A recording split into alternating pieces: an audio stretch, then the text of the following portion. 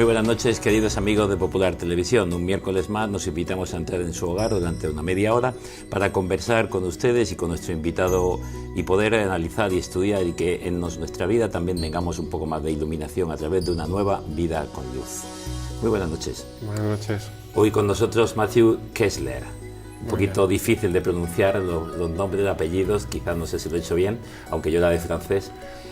Matthew es francés, sí, alsaciano. Alsaciano, sí, exactamente. ¿Y qué hace alguien de la Alsacia, de allí cerca de Estrasburgo, en Cartagena? Bueno, en realidad hace ya bastante tiempo que estoy aquí afincado en España y aquí en la región de Murcia concretamente, porque con 20 años pues conocí a una chica carabaqueña.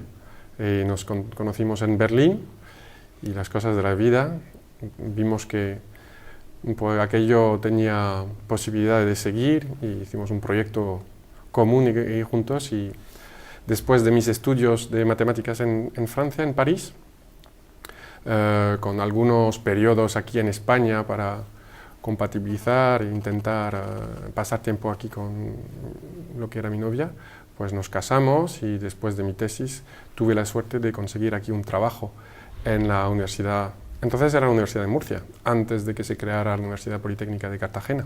En la sección que había en Cartagena de la Escuela Politécnica dependiente de Murcia. Exactamente, se llamaba el Campus de Cartagena de la Universidad de Murcia. Y poco a poco, pues ahora mismo como catedrático de estadística dentro del departamento de matemática aplicada y estadística. Exactamente. ¿Y cómo se compatibiliza la vida de infancia francesa, la vida española, o ya eres más español, las costumbres cómo son? Pues realmente, matemáticamente hablando, yo creo que todavía he vivido más años en Francia que en España, pero ya tengo que estar casi a la mitad. Yo creo que me falta incluso meses para haber vivido más tiempo en España que en Francia. Así que a mí no me ha costado absolutamente nada. La verdad que he sido acogido aquí con mucha facilidad. Me he sentido desde el principio muy acogido por mi familia, por la familia de mi mujer, por los amigos, y en mi trabajo desde el principio he tenido muchísima suerte, me he integrado sin problemas, y también pues en una parroquia, en este caso en la de San Diego Sagrado Corazón de Jesús en Cartagena.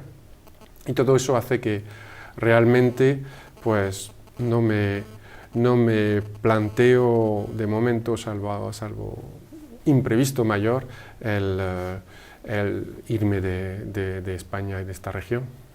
Es decir, tú vienes a España por pura gracia. Exactamente. Porque Gracia se llama tu mujer. Gracia se llama mi mujer. Y tienes ella hijos, ¿no? Sí, tenemos 2 hijos, uno de 14 años, bueno, 13 años y poco, y otro de 9 años, los dos chicos. Y muy bien, encantado con ellos también. Les hablo francés para que sean bilingües. Mantenemos, por supuesto, el contacto con Francia mucho, porque tengo todavía mis padres allí y mis hermanos. Tengo 2 hermanos y vamos con relativa frecuencia, y mis padres vienen con relativa frecuencia. Así que tienen la suerte y la riqueza de tener las dos vertientes en su vida, las 2 dimensiones. Son un regalo desde ahí. Yo creo que sí, son 100% franceses y 100% españoles, no que sean mitad, realmente. Sin embargo, la Alsacia, como comentábamos antes de comenzar nuestra entrevista, es una región que, según qué guerras, entre Alemania, Francia, Alemania, me comentabas tu abuelo, 4 veces sin cambiar de domicilio, 4 veces cambió de nacionalidad. Exactamente. ¿Se nota esa influencia alemana en la zona? Sí, se nota mucho. Primero en la estructura de los pueblos, se nota muchísimo. También hay un dialecto allí, que es un dialecto que es muy parecido al dialecto alemán que se habla del otro lado de la frontera. Pero por otra parte, lo que decimos los alsacianos es que tenemos también la riqueza de Francia, y desde bastante punto de vista, pues el carácter francés, que es más próximo al latino que solo el alemán. Entonces yo creo que hay una buena mezcla. ¿Y de dónde viene, porque seguimos mezclando, de dónde viene la vocación por la matemática o el gusto por las matemáticas? Pues en realidad Las matemáticas siempre me han gustado mucho. Yo creo que también tuve suerte de que se me dieran muy bien desde pequeño, una cosa que nunca me costó y en cambio pues, que me producía mucha satisfacción. Y por lo tanto fue una cosa muy natural. Realmente también me gustaban las letras también bastante. A finales del instituto estuve dudando entre la carrera más de matemáticas e incluso algo más de filosofía, aunque también es de razonamiento, etc. Pero yo creo que hice bien porque realmente se me dan mejor las matemáticas que Pero que pueden la gustar filosofía, las por ejemplo. matemáticas, es un tópico que no gustan, que uno tiene que soportarlas. No, yo creo yo creo que no. Yo estoy seguro que a ti también en realidad te gustan las matemáticas, lo sabemos los dos. Primero, las matemáticas, hay varios aspectos, pero hay una cosa maravillosa y es que permiten descubrir la alegría real del entendimiento. Cuando uno entiende algo complicado, produce real alegría, se le ilumina la cara. Eso pasa a nuestros alumnos algunas veces, cuando le explicamos un problema y no entienden. Y de pronto pues el profesor consigue cambiar el enfoque y de pronto dar con la clave del argumento que permitirá. De pronto algunas veces vemos que la cara del alumno se ilumina, le aparece una sonrisa y dice, ¡ah! Como cuando en dibujos animados aparece esa bombillita. Sí, encima, sí, ¿no? sí. Y esto es una de las cosas que cuando uno lo experimenta con cierta frecuencia, pues da mucho gusto. Hablando con científicos, con matemáticos, amigos, siempre me decían lo mismo. El problema de la matemática es que se ve como algo abstracto que no tiene nada que ver con la vida real. Sí. Pero luego todo en la vida es absolutamente todo. matemática. Por eso el departamento de matemática aplicada. Y estadística, sí. A lo mejor pensamos que la matemática a la fuerza es algo muy abstracto, pero no, precisamente hay un rango tremendo de posibilidades y de tipos de matemáticas, entre las más abstractas que hay, que son construcciones admirables de la mente, hasta también otras construcciones que pueden llegar a ser abstractas, pero con una orientación práctica, con una orientación a problemas reales. Ahora mismo yo soy profesor de estadística y el 2013 es el Año Internacional de la Estadística. Y una de las cosas que intentamos difundir es hasta qué punto la estadística tiene que ver con absolutamente todo. Ahora, como nuestros modos de vivir generan datos por todas partes, pues también la estadística está llamada a absolutamente todas las facetas de nuestra vida. Y una de las cosas buenas que a mí más me atrae de la estadística es que es una disciplina que no existe si no está al servicio de otras disciplinas. Y eso yo creo que es una gracia, una cosa fantástica, que la estadística de por sí, matemáticamente hablando solo, no tiene fundamento. Siempre los problemas que surgen en estadística es que pueden dar lugar a teoría muy sofisticada, pero siempre surgen de problemas aplicados. Y tenemos la suerte, los estadísticos, de poder trabajar desde la humildad, con un rango de científicos aplicados muy grande, desde medicina a ingeniería, incluso análisis de datos políticos, elecciones, etcétera. Sí, exactamente, economistas, etcétera. Y toda esa realidad se puede aplicar también a la propia vida. Es decir, la vida entendida como servicio, como ayuda, como... Sí, exactamente. Yo por eso, es una cosa que a mí es uno de los aspectos precisamente de la estadística que me gusta. Es que si vivo mi trabajo en la parte de investigación también como un servicio de ayuda, de apoyo a personas científicas en este caso, que están a lo mejor trabajando en problemas que pueden ser relevantes para la sociedad en general, pues yo me siento muy, muy cómodo y muy agraciado de poder hacerlo. Desde pequeño la inquietud religiosa estaba en casa, ¿la vives en algún momento? ¿Cómo aparece la fe en tu vida? Porque luego hablaremos de tu realidad actual, sí, de colaborador en varias tareas. Sí.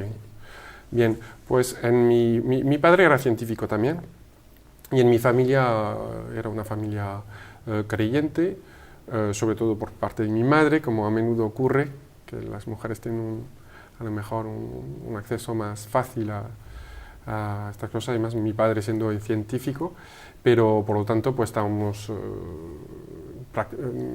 católicos practicantes, digamos, con una implicación razonable en una parroquia y me impactaron de manera significativa, pues a lo mejor 2 o 3 profesores que tuve, un profesor de filosofía en último año del instituto, antes de la universidad, y un profesor de religión en último año antes de la universidad, que los dos, de manera distinta, pero en realidad con los mismos principios, pues me ayudaron a despojarme de mi fe de niño y me plantaron ante el desafío de pensar y también de asumir una fe de adulto. Y es una cosa que para la cual le estoy muy agradecido, desde luego, a ambos. 2 personas excepcionales los dos, desde luego. Y actualmente desarrollas no solo la tarea, digamos, profesional en la Universidad Politécnica de Cartagena, como profesor de estadística, te estabas comentando, pero no se limita tu vida a eso. No se limita mi vida a esto. Hay, como todas las vidas, yo creo que todos tenemos muchas facetas y es triste cuando una faceta domina completamente sobre la otra, sino que lo ideal sea que todas las facetas estén pues, integradas o atravesadas por un mismo soplo, un mismo eje, ¿no? Y tengo una faceta de mi vida que es la vida profesional desde el punto de vista de investigación, otra que es de faceta de docencia, que también es importante, muy importante en mi trabajo. Tengo una vida familiar, como padre de familia y esposo, en el que intento también hacerlo lo mejor que pueda.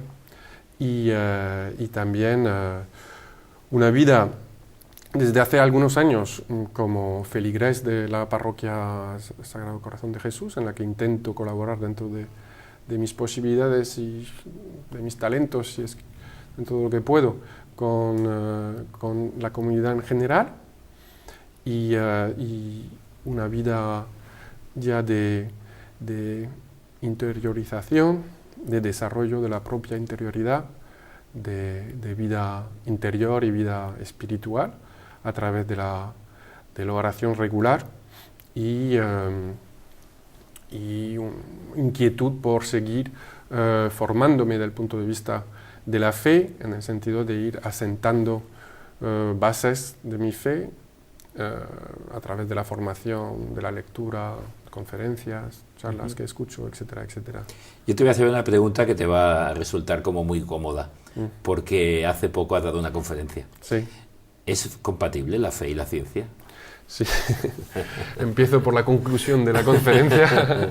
La conclusión de la conferencia son que es perfectamente compatible la fe y la ciencia. Es un error y es una lástima y es una gran pérdida para la sociedad si la ciencia viviera de espalda a la fe y si la fe viviera de espalda a la ciencia. Sin duda, yo creo que esto corresponde a una visión por parte de los científicos, de una visión todavía bastante infantil y simplista de lo que es la fe, y por parte a lo mejor de algunos sectores de los creyentes, pues una falta de formación científica realmente, una falta de conocimiento. Como una amenaza, exactamente, que ellos perciben cualquier afirmación de la ciencia sobre cosas que pueden tener que ver también por supuesto, con las grandes preguntas de la fe, como el nacimiento del hombre, el origen del universo, hacia dónde va el universo, etcétera, o incluso cosas más concretas aquí, más cercanas, como una amenaza a sus creencias. Y realmente, durante mi charla y la preparación que hice de esta charla, pues mi conclusión era que en realidad el caminar de la fe, porque es un caminar, no es una fe es en permanente evolución, tiene mucho que ver con el caminar del científico en un sentido, y los dos tienen que estar abiertos a posibles contribuciones y a posibles interrogantes y posibles desafíos incluso, que es lo que, a pesar de poder tener dificultades en momentos, porque hay algunas afirmaciones que parece que hacen tambalear lo que conocías, pues en realidad lo que permiten es, después de pasarlo, tener una fe más fuerte, después de haber pasado, digamos, por por el fuego de la razón, de alguna manera. Y eso no lo digo yo, sino que es una larga tradición en la Iglesia. La Iglesia tiene una larga tradición de diálogo con la razón, desde San Agustín, por supuesto, Pascal, que decía un exceso de razón es malo y una falta de razón es mala para la fe también. Así que sin duda no es incompatible con la fe. Es bueno que siempre haya científicos que podáis manifestar esto, precisamente en los dos sentidos, ¿no? En la comunidad universitaria, en la comunidad científica e investigadora. Entonces decías hace un momento cómo precisamente la fe puesta en el crisol y acrisolada, ¿no? Como dice San Pablo, se madura y se fortalece, pero también la ciencia avanza cuando se pone la duda. Sí, y la duda hace avanzar, hace investigar y hace poner en evidencia todo lo que sea hasta ahora para seguir adelante, ¿no? La duda es un elemento fundamental del procedimiento científico y también es un elemento positivo de la evolución de la fe. Efectivamente, la duda no es una amenaza a la fe. La duda, si uno la vive como una cosa natural, en realidad es algo que permite avanzar, ¿no? Y de este punto de vista tiene mucho que ver, efectivamente.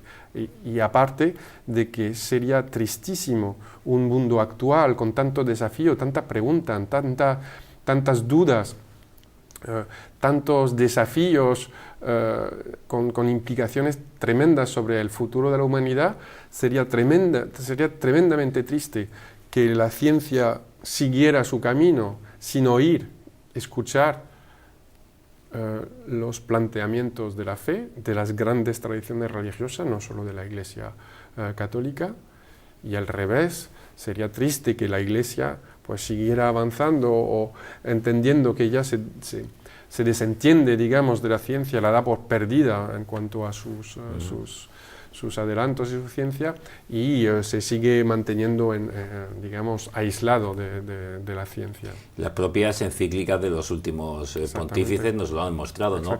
La maravillosa encíclica, que no es para intelectuales de la razón, ni de la fe, Fides et Ratio, ¿no? Del Papa Juan Pablo II, no, que nos habla de las dos alas, y luego pues Benedicto XVI, cuando nos dice que una fe sin la ciencia estaría ciega, o estaría coja, y una ciencia sin fe estaría ciega, no sabría hacia dónde va, hacia dónde se dirige. Exactamente. Y en el Concilio Vaticano II ya sabe que también ha habido afirmaciones muy rotundas sobre la legítima autonomía de la ciencia, por ejemplo, que la Iglesia no pretende, eso lo decía Juan Pablo II, no pretende regentar la ciencia, entiende que tiene su legítima autonomía, pero por supuesto, donde sí la Iglesia tiene algo que decir, igual que otras tradiciones, como digo, es entrar en diálogo con la ciencia, ¿no? Y permitir y proporcionar a la ciencia la necesaria distancia y perspectiva respecto a lo que hace y hacia dónde vamos, qué modelo de ser humano estamos, por ejemplo, desarrollando. Son preguntas con respuestas muy complicadas y muy complejas, son problemáticas complejas, y yo creo que todos los agentes, todos los actores pueden aportar algo. Creo que, por lo que decías, tendríamos una realidad, y es que el gran problema del hombre es la soberbia. Y cuando uno comienza a conocer y a saber, no necesita de nadie. Eso supone. El adolescente empieza a crecer y dice, mis padres ya no saben, yo, porque es de otro tiempo. Y el pseudocientífico, digámoslo, dejémoslo así, se atribuye a Einstein una frase que dice que poca ciencia aleja de Dios, mucha ciencia acerca a Dios. Sí. No sé si era suya, pero yo recuerdo que estudiando en la universidad en mi época de química y bioquímica, yo decía, es que me está acercando más la ciencia a Dios, porque la maravilla del ser humano conforme entro. Sí. Hay muchísimos científicos que vivimos la ciencia desde este punto de vista. Yo creo que es difícil no quedarse maravillado realmente por la sofisticación, por la belleza que existe en los mecanismos tanto de lo microscópico como del universo. Es una cosa absolutamente impresionante. Y una postura que niegue esta admiración, pues sería una postura efectivamente de soberbia, claramente. Y la ciencia, pues, ha dado lugar algunas veces a científicos soberbios, científicos geniales pero soberbios, pero también yo creo que el científico básicamente el científico real, auténtico, tiene una postura de humildad, porque entiende que lo que entiende es una parte solo muy pequeña de todo. Solo sé que no sé. Sí, exactamente, de lo que a medida que uno va avanzando se da cuenta de que siempre hay más lo que falta por saber, y además un misterio total, no tenemos ni idea, ¿no? Ni idea realmente. Estamos lejísimos, igual que hace 100 años, finales del siglo XIX, pues los científicos tenían la impresión de que todo se iba a poder explicar, por ejemplo, a través de fórmulas matemáticas, que el famoso diálogo de Laplace con Napoleón.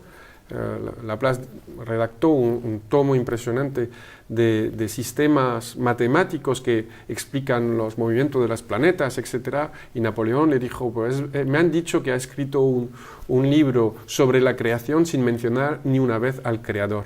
Y Laplace dijo, fue una hipótesis que yo no necesitaba. No, es una hipótesis que ha resultado que yo no he necesitado, ¿no? Entonces, en un momento se pensaba esto, pero eso rápidamente se ha dado cuenta de que ni muchísimo menos. Y con los últimos avances de la física, por ejemplo, la física cuántica, ya se ve que, por ejemplo, la teoría determinista de Laplace, cuya esperanza era poder explicarlo todo, pues están en contradicción con lo que dice ahora mismo la física cuántica, que hay incertidumbre inevitable, ¿no? Inevitable. Sí, es el principio de incertidumbre. De Heisenberg, sí. La incertidumbre quizás sería la tuya cuando hacías aquella tesis doctoral en París. ¿Sobre qué fue la tesis? Pues la tesis mía era sobre la estimación, se llama estimación, la identificación, digamos, de parámetros en modelos que son de ecuaciones diferenciales, pero con un aspecto aleatorio. Estos modelos sirven, por ejemplo, para modelizar los precios de activos en la bolsa. Son modelos como el movimiento browniano, se llama, no sé si lo habrá oído, que tiene que ver también con el movimiento de partículas, que fueron iniciados por Einstein a principios del siglo XX. Y de aquella tesis, me digo la incertidumbre porque entonces no pensabas que estarías en Cartagena años después, casado, con una cara pequeña. Venga, eso es una cosa que a mí me gusta decir mucho a mis alumnos. Digo que yo que enseño la probabilidad, por ejemplo, ¿no? Y que en la estadística la probabilidad se basa en lo más probable, en el escenario más probable y cosas de estas. A mí lo que me encanta de la vida es que a menudo lo menos probable acaba surgiendo, ¿no? Eso a mí me encanta, porque efectivamente no era absolutamente nada probable que a los 20 años, sin tener ni idea de español, no hablaba nada de español, y me encuentro a los 43 sentado aquí conversando contigo en español sobre todo hablando de no temas matemáticos, sino de temas de fe. Sí, exactamente. Y vamos a pasar a eso un poquito. Todavía. ¿Se puede vivir la fe en la universidad? Sí, se puede vivir la fe en la universidad también. Pero porque uno vaya rezando con el rosario. No, también desde una postura de respeto, sin duda, de respeto a todo el mundo, de respeto a los compañeros no creyentes, de respeto a los compañeros creyentes. Yo estoy convencido, como muchos creyentes, que la fe se transmite mejor desde el testimonio de vida, más que con la fuerza de solo las palabras, digamos, ¿no? Y por lo tanto hay que tener muchísimo respeto, en mi opinión. Y desde este punto de vista, pues yo vivo la fe en la universidad de manera... Bueno, está claro que para mí es una cosa fundamental de mi manera de ser y mi manera de vivir en la universidad, tanto con mis alumnos como con mis compañeros, con los compañeros investigadores con los que trabajo, pero más desde una perspectiva de servicio, de procurar ser humilde, de procurar ser justo, de procurar explicar las cosas lo mejor posible. Por otra parte, en los últimos años, pues bueno, participando en este caso pues, en algunas actividades de la pastoral universitaria, de manera abierta y manifestando delante de los demás, yo estoy aquí. Sí, exactamente, soy creyente. Sin caer en el proselitismo, pero sí asumiendo que esto es parte de mi vida, parte de lo que soy, sin duda, lo es a través de mi fe. Una parte muy importante, una parte fundante. Es decir, viviendo las propias virtudes humanas en la universidad y desarrollándole, es decir, pues como un regalo de Dios para vosotros, aquí estoy, haciendo lo que debo hacer en cada instante, siendo justo con los alumnos, en diálogo con ellos, totalmente procurando la justicia y el bien con ellos, y como decías, el servicio. Pero tienes una anécdota de pequeño ya del servicio, ¿no? Sí. Bueno, en el sentido que efectivamente la matemática, como decías antes, siempre me ha gustado y encima siempre me ha encantado explicarlas. Yo ni me daba cuenta, pero realmente desde bastante pequeño, o desde luego el colegio, o a los 10 años, 11 años, pues, y cada vez más, con el tiempo, a medida que las matemáticas se volvían más complicadas,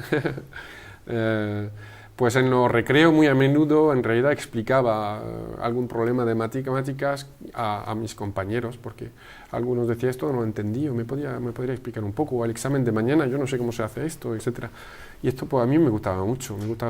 ¿Y desde ahí te vino la vocación docente? Se ve que sí, que allí estuvo el germen de mi vocación docente, y luego pues realmente tengo la suerte de que me guste mucho. Es una cosa que me encanta, explicarme es una cosa que me encanta, explicar cosas que son complicadas. De manera, lo que me encanta es cuando consigo explicar algo complicado de manera que parezca sencillo. Eso me encanta. No me gustan las explicaciones que son muy complejas de manera a... Que complique más la realidad. Que para exhibir que mira que cuánto sé, ¿no? Cuánto sé de esto, qué cosa más complicada explico. Si consigo hacer parecer una cosa que en realidad es muy complicada, como, pues tampoco es para tanto, pues yo estoy encantado. Perfecto. Y lo nuclear en tu vida, ¿por qué puedes vivir esta fe? ¿De dónde te nutres? ¿Qué es lo que haces? ¿Dónde maduras esta fe? Porque ya has dicho, colaboro en la parroquia, colaboro en la pastoral universitaria, pero ¿de dónde nutres esa fe? Bueno, para mí un aspecto realmente fundante, nuclear, como dices, de mi vida de fe, es una práctica regular y... Como buen científico. Regular, exactamente, como buen científico disciplinado de la oración. De la oración, procuro tener todos los días, por la mañana para empezar, una media hora o más de oración en silencio, oración meditación también, meditada a partir de algún pasaje del Evangelio o de la Biblia. Y para mí se ha resultado, y eso lo he comprobado de manera científica, si quiere, en los días que puedo, o si durante un tiempo no puedo, lo noto mucho en mi manera de vivir. Me da tranquilidad, me da ánimo, me da confianza para enfrentarme a todas las cosas del día, todas las tareas del día, que son muchas. Siendo padre y siendo profesor y siendo investigador, pues tengo muchas cosas que hacer. Y si no lo hago a partir de esta batería reserva que me procura el momento de oración y silencio, es una cosa que noto mucho. Y luego también acabo la noche, el día acabo siempre con una acción de gracia. Yo creo que es una de las cosas en la que algunas veces fallamos los creyentes. Estamos tan acostumbrados a hacer oraciones de petición y que poco nos paramos a veces en pensar en cuánto hemos recibido hoy, por ejemplo. Dos errores veo siempre a nivel cristiano, y me lo aplico. El no dar gracias, es dar siempre la petición, y luego la realidad que cuando nos examinamos lo malo, lo negativo que hemos hecho, y se nos falta examinar lo también bueno que podíamos haber hecho y que se nos ha quedado en el tintero. Sí, lo bueno que podríamos haber hecho, o incluso lo bueno que hemos hecho, ¿no? Porque no, algunas veces hemos tenido la gracia de haber podido echar una mano, haber podido explicar una cosa bien, o haber podido resolver un problema para alguien que realmente le ha supuesto algo, o sencillamente que hemos sido amables con alguien y esta persona pues le ha alegrado 5 minutos de su vida, y eso es una cosa positiva por la que también podemos dar gracias, pienso yo. Entonces, esta doble dinámica de abrir el día con silencio, creo que es una cosa que nos falta muchísimo en el mundo actual. La gran tentación es la inmediatez, la inmediatez, parece que tenemos que estar conectados con Aquí, todo ya en todo y momento ahora. ya. Exactamente, hemos perdido el valor de la espera, De la contemplación. de la contemplación. Y por eso mismo, porque yo también tengo esta tentación de vivir en lo inmediato y de vivir el tiempo como si fuera una cosa corriendo siempre, pues me viene tan bien el ritmo pausado de la oración, el silencio también, es una cosa que va, yo creo que realmente la oración en silencio va regando, va dando frutos en la vida, y frutos de paciencia, por ejemplo, eso lo noto mucho algunas veces con mis hijos, siendo padre de familia, pues veo algunas veces que tengo como un depósito de paciencia y que se va gastando con el día a día. Hay que rellenar. Y algunas veces cuando llego al límite, en realidad cualquier cosa me irrita. Me parece todo mal y a lo más mínimo me cabreo. Y yo realmente experimento como al día siguiente, cuando vivo esta situación, pues en una oración en silencio de manera fantástica y como una gracia, pues se me va rellenando el depósito y de pronto vuelvo a tener, con la misma situación, etcétera, pero de pronto vuelvo a tener paciencia. Pero aparte también tienes otra gasolinera especial, que sé yo, que una vez al año procuras tener, aparte del día a día ya, empezar con la meditación. Sí. Hay una gasolinera importante una vez al año. Sí, desde hace bastante tiempo ya, desde hace 20 años, o a lo mejor un poquito menos, pues dedico 3 días de ejercicios espirituales, de un retiro, digamos, en silencio también, en silencio total. Tipo ignaciano. Sí, ignaciano, sí, lo hago con jesuitas, allí en Valencia, en una casa preciosa, una casa con un enorme jardín, y también me viene estupendamente bien. Me siento muy agradecido a la tradición ignaciana. Es una cosa que a mí me ha venido estupendamente, que me ha permitido leer los evangelios de manera distinta, porque uno lo que hace es precisamente rezar, meditar un pasaje del evangelio, intentando entrar en comunicación con los sentimientos de Jesús, con los sentimientos de los discípulos, cómo vivían este episodio concreto, ¿no? Y eso hace que luego, ahora tengo varias perlas en el Evangelio que me parecen fantásticos, porque son pasajes que he rezado y con lo que tengo una relación muy especial, digamos, que me parecen para mí, como digo, joyas, perlas totales, que me han ayudado a un mayor conocimiento de Jesús, de la persona de Jesús, que es el objetivo de los ejercicios espirituales, el conocimiento, aumentar el conocimiento interno de Jesús. Y ahí es, aunque sea científico, precisamente lo que hay que hacer es dejar de utilizar la cabeza y conseguir pasar al corazón. Y una cosa no fácil, pero que es la que realmente es fructífera para la vida. Uh-huh. Pues, Matthew, estamos acabando, pero no quisiera yo que termináramos sin que nos dieras tú una palabra, siempre suelo decirlo a los invitados, una palabra de esperanza, porque creo que necesitamos en este mundo hoy día, con tanta crisis de todo tipo, con tanta realidad de sufrimiento, de angustia, una palabra de esperanza. Y una palabra de esperanza basada en algo fundamental, porque una de las cosas que te dedicas a colaborar en la parroquia es precisamente a dirigir y coordinar un grupo de oración. Sí. Pues invítanos a la necesidad de la oración y danos una palabra de aliento. ¿Cómo lo haría un matemático, un analista de datos, un estadístico? Sí, yo creo que precisamente, bueno, eso es de las pocas cosas, la estadística tiene poco que ver, porque ahí hay pocos datos, pero hay experiencia y vivencias, ¿no? Y sin duda, hay mucha gente que lo dice de la misma manera.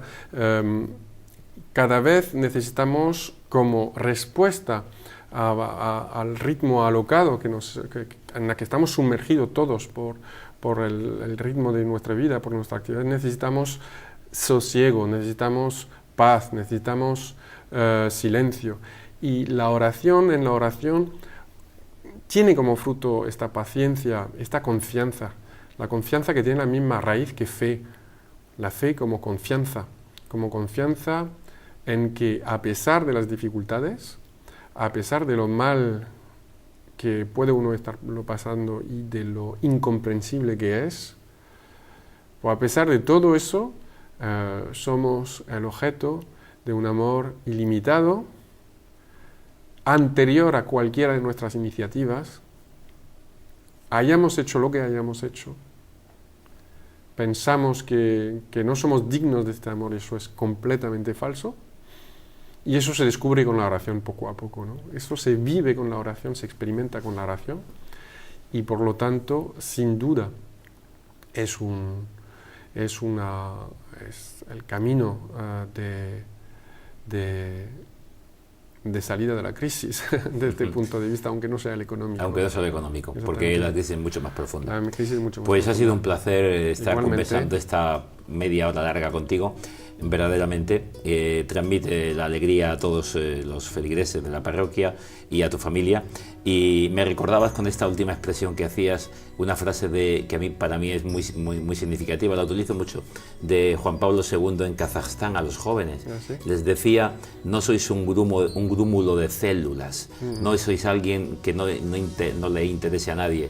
Decía: sois un latido del corazón de Dios. Exactamente. Dios late a través de vosotros. Un latido preciosa. del corazón de Dios. Pues muchísimas gracias. Hemos Nada, hablado de ciencia, placer. de fe, de razón, de familia. Ha sido un placer. Un poco de todo. Muchísimas gracias. Muchas gracias a ustedes. Y a ustedes, señoras y señores, pues muchas gracias por haber compartido con nosotros este momento, esta vida con luz, iluminada también para todos nosotros. Si ustedes lo desean, el próximo miércoles volvemos a encontrarnos. Buenas noches.